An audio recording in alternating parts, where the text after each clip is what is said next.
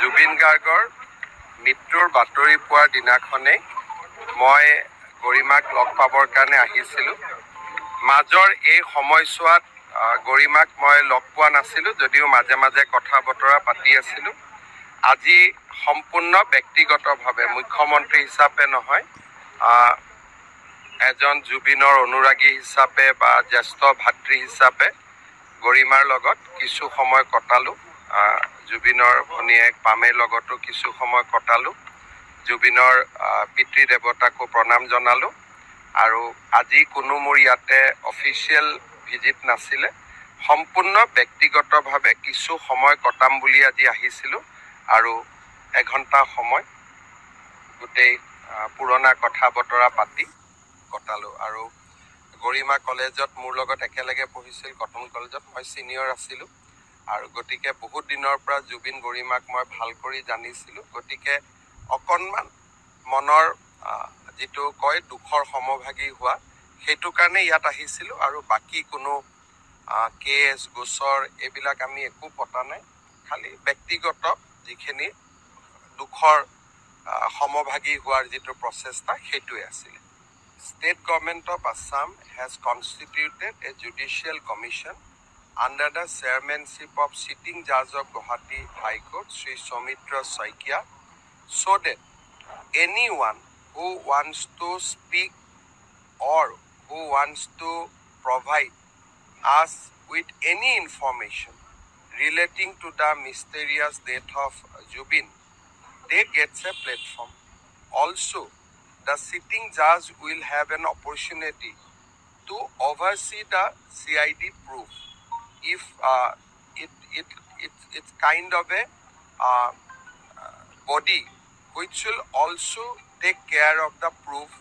If they found that we are doing anything wrong, the Judicial Commission will be able to pass stricture on us. So it will be a complete independent commission. In Assam, never before a sitting judge has been entrusted with the responsibility of inquiring any issue.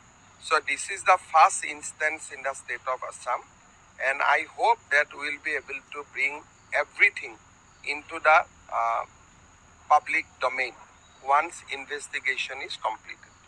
আপোনালোকে যিবিলাক ইনভেষ্টিগেশ্যনৰ সময়ত বিভিন্ন কথা বতৰা ওলাই থাকিব, যেনেকুৱা শেখৰ গোস্বামীয়ে কৈছে জুবিন গাৰ্গক বিষ দিয়া হোৱা। এতিয়া 10 তাৰিখে জুবিনৰ যিটো ভিছৰা বুলি কয়, ভিছৰা পৰীক্ষা ৰিপৰ্ট আহিব। গতিকে 11 তাৰিখে আমি গম পাই যাম যে আচলতে কি আছে কি নাই। কিন্তু পুলিচৰ দায়িত্ব হ'ল যোনে যি কয় কেছ ডায়েৰীত লিখিব লাগিব। গতিকে বহুতে ভাল ক'ব, বহুতে বেয়া ক'ব, পুলিচে লিখি যাব আৰু আপোনালোকে গম পাই থাকিব। কিন্তু সেইবিলাক পুলিচৰ কথা নহয়, সেইবিলাক এজন সাক্ষীয়েহে কোৱা কথা। সাক্ষীৰ ভাষ্যটো পুলিচৰ ভাষ্য নহয়। আজি যিটো বিষ দিয়া বুলি গোটেই পেপাৰত কথাটো ওলাইছে, এইটো পুলিচৰ ভাষ্য নহয়, এইটো হ'ল এজন অভিযুক্তৰ ভাষ্য। এতিয়া তেওঁ এই ভাষ্যটো কিয় দিছে? নিজক বচাবৰ কাৰণে দিছে নেকি, বা কাৰোবাক ব্লেম কৰিবৰ কাৰণে দিছে নেকি? এই গোটেইবোৰ তদন্ততহে ওলাব।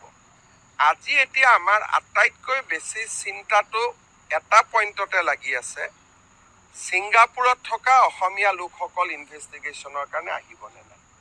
কাৰণ তেওঁলোক যদি নাহে, তদন্তটো আমি পূৰা কৰিব নোৱাৰিম। আৰু তেওঁলোকে জুবিনক ইয়াত যাত্ৰা বা এই গোটেই ঘটনাটো কৰা তেওঁলোকে মেইন মানুহ আছিলে।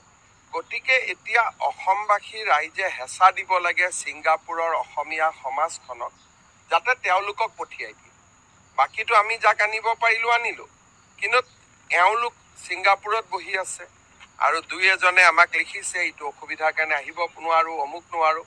কিন্তু অসমীয়া হিচাপে সেই মানুহকেইজনৰ দায়িত্ব আছে। আৰু আজি এতিয়া ছিংগাপুৰত আছে, মোৰো এখতিয়াৰৰ ভিতৰত নাই, ভাৰতৰ ভিতৰত থাকিলেতো ধৰি আনিলোহেঁতেন। ছিংগাপুৰত আমি অসমীয়া ৰাইজে তেওঁলোকৰ ওপৰত হেঁচা দিব লাগে, ছিংগাপুৰৰ অসমীয়া মানুহখিনিৰ ওপৰত, যে আপোনালোকে যেন তেওঁলোকক পঠাই দিয়ে। কাৰণ তেওঁলোক ইয়াত নাহালৈকে গোটেই ঘটনাটো কোনেও জোৰা লগাব নোৱাৰিব। গতিকে মোৰ মনত যিটো চিন্তা হৈ আছে, শেখৰ গোস্বামী, শ্যাম কানু মহন্ত, সিদ্ধাৰ্থ শৰ্মা, অমৃত প্ৰভা, এইবিলাক এতিয়া আমাৰ হাতত আছে। আমি যেনেকেই নহওক সঁচা কথাটো তেওঁলোকৰ পৰা উলিয়াব পাৰিমেই। কিন্তু আটাইতকৈ বেছি চিন্তা হৈছে যে ছিংগাপুৰত থকা এই মানুহবিলাক 6 তাৰিখে আহিব নে নাহে। যদি নাহে আমি আকৌ এটা পাকচক্ৰত সোমাই যাব লাগিব। গতিকে তেওঁলোকক আমি সকলোৱে হেঁচা দিব লাগে, তেওঁলোক যাতে যেনে তেনে অসমলৈ আহে। আইনৰ জৰিয়তে অনাৰ ৰাস্তা এটা বেলেগ, কিন্তু মানুহৰ হেঁচাৰ হ'লে সোনকালে আহে। কেছৰ লাভ কি হ'ব? তেওঁলোকতো আছে ছিংগাপুৰত, অসম পুলিচেতো ছিংগাপুৰত যাব নোৱাৰে। আমাৰ ইয়াতে কেছ ৰেজিষ্টাৰ কৰোৱা কিছুমান মানুহ আছে, কেছটো ৰেজিষ্টাৰ কৰি দিলে আপুনি নিউজ দিলে তেওঁলোকৰ নামটো হৈ গ'ল। কিন্তু অসম পুলিচে ছিংগাপুৰৰ কেছ লৈ কি কৰিব? অসম পুলিচৰতো ছিংগাপুৰত যোৱাৰতো কোনো এখতিয়াৰ নাই। গতিকে ছিংগাপুৰত আমি যিটো হেঁচা বুলি কয় যে অসমীয়া মানুহে অসমীয়া মানুহক যিটো হেঁচা প্ৰয়োগ কৰে, আমি তেওঁলোকক মানসিক হেঁচা প্ৰয়োগ কৰিব লাগিব, তেওঁলোকৰ মাক দেউতাকক হেঁচা প্ৰয়োগ কৰিব লাগিব যে ল'ৰা ছোৱালীক লৈ আহক। আমি ইয়াতে এই কেছ দিয়া মানুহকেইজনেতো পাব্লিচিটিৰ কাৰণে কেছ দিয়ে, যিটোৱে হওক তেওঁলোকে কেছে দি দিয়ে। জুবিন ইয়াতে ঢুকাইছে, জ্যোতিৰাদিত্য সিন্ধিয়াৰ ওপৰতো কেছ দি দিছে। এইটো এটা বেলেগ ধৰণৰ মানুহ। কিন্তু কেছেদিতো অসম পুলিচে আনিব নোৱাৰে। মৰিগাঁও থানাৰ পুলিচে ছিংগাপুৰৰ পৰা কেনেকে আনিব? ইয়াত হৈছে তেওঁলোকৰ মাক বাপেক ইয়াতে থাকে। আমি মাক বাপেকৰ ওপৰত, পৰিয়ালৰ ওপৰত অসমৰ মানুহে হেঁচা প্ৰয়োগ কৰিব লাগিব যে ল'ৰাকেইজনক